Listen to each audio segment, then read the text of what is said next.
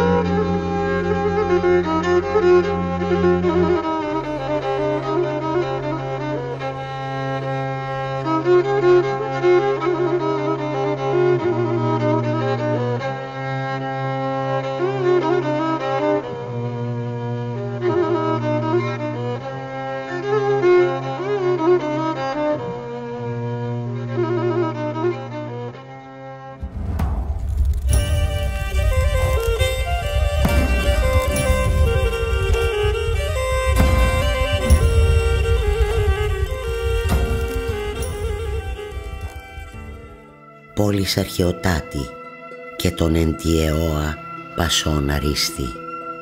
Η άριστη πόλη στην Ανατολή. Ο Αλεξανδρινός ποιητής Κωνσταντίνος Καβάφης εμπνεύστηκε από την τραπεζούντα την πόντια πόλη. Πόνεσε και έγραψε το Πάρθεν. Όμως απ' τ' άλλα πιο πολύ μ' άγγιξε το άσμα των τραπεζούντιων με την παράξενη του γλώσσα και με τη λύπη των γρακών των μακρινών εκείνων που ίσως όλο πίστευαν που θα σωθούμε ακόμη.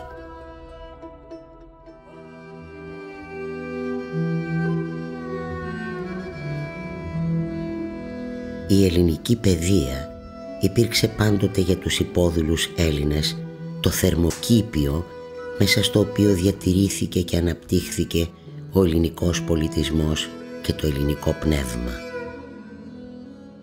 Στον Πόντο ιδρύθηκαν οργανωμένα κέντρα που λειτουργήσαν με τη μέριμνα των τοπικών κοινοτήτων, των φιλεκπαιδευτικών σωματείων και των Ελλήνων ευεργετών.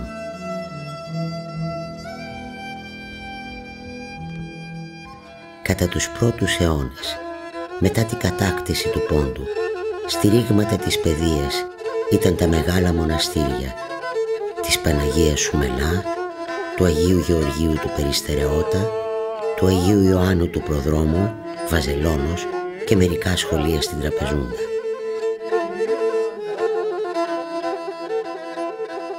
Η αλματώδης ανάπτυξη της ελληνικής παιδείας έγινε μετά το 1856, όταν εκδόθηκε το διάταγμα Χάτι Χουμαγιούν, που ανάμεσα σε άλλα επέτρεπε την ελεύθερη και αυτόνομη διοίκηση των σχολείων.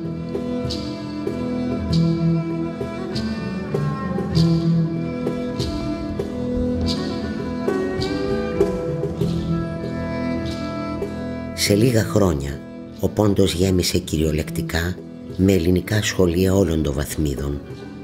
Στα αστικά κέντρα λειτουργούσαν νηπιαγωγεία, δημοτικά, αστικές σχολές, ημιγυμνάσια, γυμνάσια και σε άλλες περιοχές κατώτερης και μέσης βαθμίδας παρθεναγωγεία. Η αγάπη που έδειχναν οι Πόντιοι στα γράμματα και η προτεραιότητα που έδιναν στις σπουδές των παιδιών τους φαίνονται από το γεγονός ότι κάθε ελληνική κοινότητα που αριθμούσε πάνω από 10 οικογένειες διατηρούσε ελληνικό σχολείο.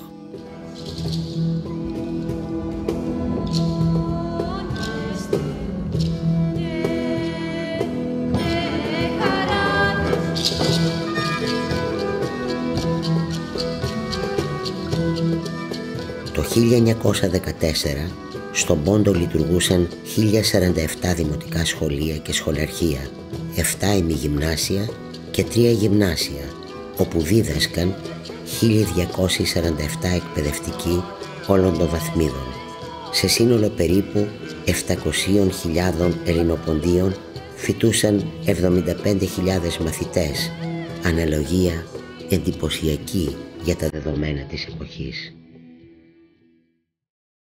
Φροντιστήριο Τραπεζούντας. Πνευματικός φάρος του Πόντου αποκλήθηκε το περιώνυμο φροντιστήριο της Τραπεζούντας. Ιδρύθηκε το 1682 από το λόγιο Σεβαστό Κιμηνίτη, σχολάρχη της Πατριατικής Σχολής της πόλης και μετέπειτα στολάρχη της Αυθεντικής Ακαδημίας Βουκουρεστίου. Από την αρχή της λειτουργίας του φροντιστηρίου, στόχος του ήταν η διαμόρφωση ελληνικής και χριστιανικής συνείδησης. Κύριο μέλημα του Σεβαστού Κιμηνίτη ήταν η πνευματική ανάπτυξη των συμπατριωτών του και η ηθική και δογματική ενίσχυσή τους, ώστε να αντισταθούν στους διωγμούς των Τούρκων και στην προπαγάνδα των Καθολικών. Τη διεύθυνση του φροντιστηρίου, που στην αρχή είχε έδρα το μετόχι της Μονής Αγίου Γεωργίου Περιστερεώτα, ανέλαβε ο Κιμηνίτης. Έπειτα το ίδρυμα στεγάστηκε στο σπίτι του Ηλία Κονδύλη στην ενορία Αγίου Γεωργίου και αργότερα ξαναγύρισε στο μετόχι της Μονής Περιστερεώτα. Τελικά στεγάστηκε σε δικό του κτίριο το 1845.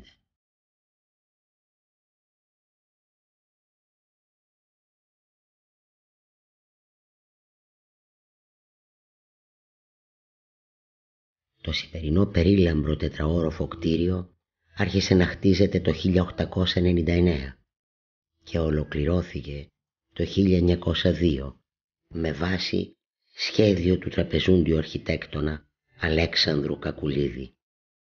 Εκεί το 1902 φοιτούσαν 730 μαθητές και στα παρατήματά του άλλοι 245. Οι μαθήτριες του Κεντρικού Παρθεναγωγείου και των παραρτημάτων του ήταν 576. Το φροντιστήριο τροφοδότησε ολόκληρες γενναίες δασκάλων που στελέχωναν τα ελληνικά σχολεία του Πόντου, της Νότιας Ρωσίας και της Ρουμανίας, με ακτινοβολία σε όλο το βαλκανικό χώρο και ιδιαίτερα στο Βουκουρέστι και στη Βλαχία. Από τα θρανία του αναδείχθηκαν σημαντικές πνευματικές προσωπικότητες, σπουδαίοι εκκλησιαστικοί άνδρες, καθηγητές και σχολάρχες, ιστορικοί, μελετητές, συγγραφείς και έμποροι.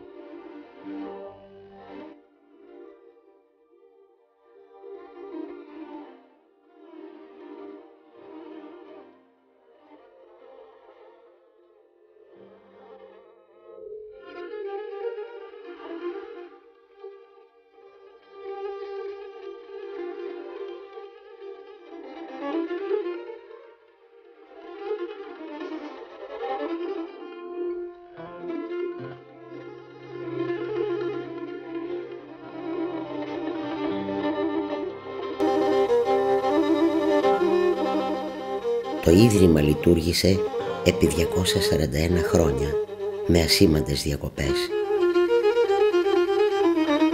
Το 1923 το πήραν οι Τούρκοι και το έκαναν δικό τους πανεπιστήμιο με διονότερες σχολές διδασκαλίας ξένων γλωσσών, αγγλικής και γερμανικής.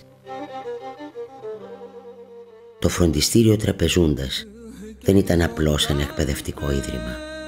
Ήταν ταυτόχρονα εθνικό σύμβολο και εθνική εστία που διατηρούσε αναλύωτα τα ιδεώδη του ελληνισμού, τον πολιτισμό και τις εθνικές παραδόσεις.